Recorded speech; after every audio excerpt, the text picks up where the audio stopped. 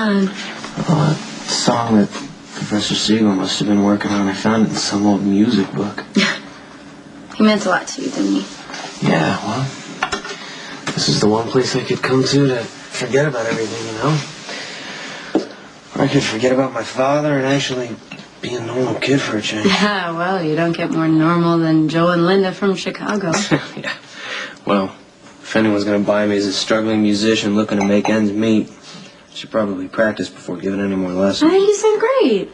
Aside from all the incidental notes, the professor must be flipping in his grave. Well, if Lourdes is any indication, I think you're a wonderful teacher, and I think Professor Siegel would be very proud of you. Yeah, well, Lourdes is a fast learner. If I'm going to stay well ahead of her, I should probably practice. I think you can help me. Yeah, no. What? Sit down. I am completely tone deaf, and I have no rhythm. Come on, I thought you loved the blues. Yeah, to listen to, not to play. I can barely manage chopsticks. Well, then it looks like I have my work cut out for me. Come here, we're going to start with some scales. Great. All right? Come on. All right, this is C, D. Push it to make it work. E, F, G, A, B, C. Oh, wow. That was hard. Maybe if we ignore him, they'll go away?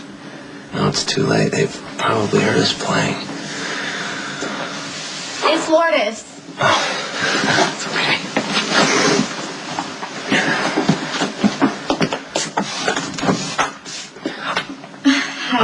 Hi. Sorry to interrupt. Do you have a minute? The day Logan died, I ran into him on the Elm Street pier. He was with some new doctor from the hospital. What doctor? A resident there, Matt Hunter. He's almost as big of a jerk as Logan was, but even Matt had a problem with the names your son was calling. Oh, deserved, I'm sure. I'm no saint, but neither was your son. Logan just went around blaming everyone else for his problems. Matt ran him off and I went back to work. That's when Logan showed up at our Crimson offices saying he wanted to get back together with Lulu. She, politely declined, and Logan, he got pissed. He stormed off, obviously went to start a fight that he didn't win, and that's the last time I saw him. Logan loved Lulu. All she ever did was lie to him and jerk him around. Lulu was completely honest with Logan. She told him it was over. Yeah, because of you, because you slept with him. Otherwise, Lulu and Logan would still be together. Okay, you don't know that. Yeah, I know that Johnny Sankara killed Logan, and you helped. You need to keep your voice down and let her go.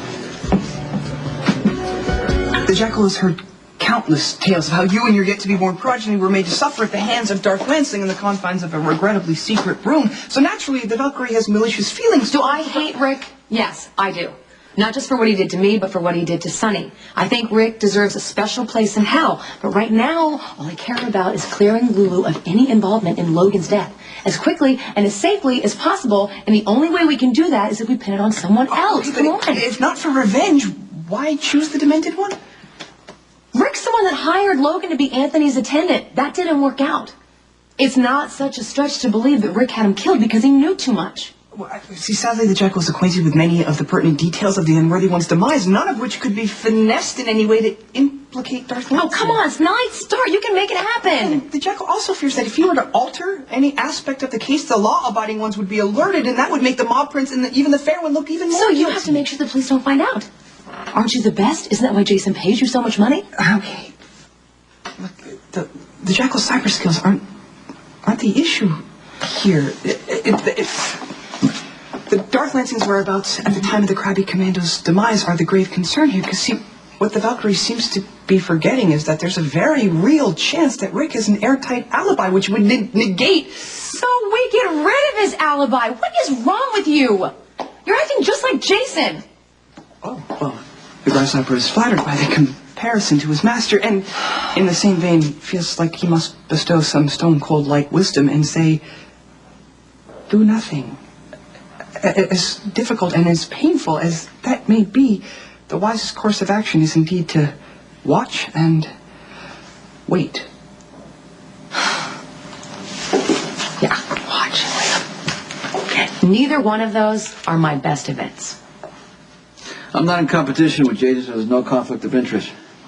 Well, as I understand it, your new business associate, Mr. Karpov, will almost certainly take an adversarial view towards Jason and his business interests. Then you understand wrong, Diane, because I'm only working with Karpov, so to keep him out of Jason's way.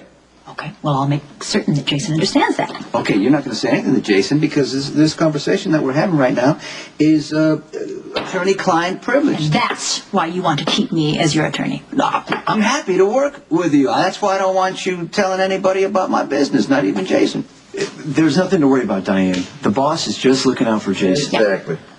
I highly doubt that Jason will see it that way. The act of dealing with Karpov in the first place may or may not be viewed as hostile. Keeping it a secret fairly screams betrayal.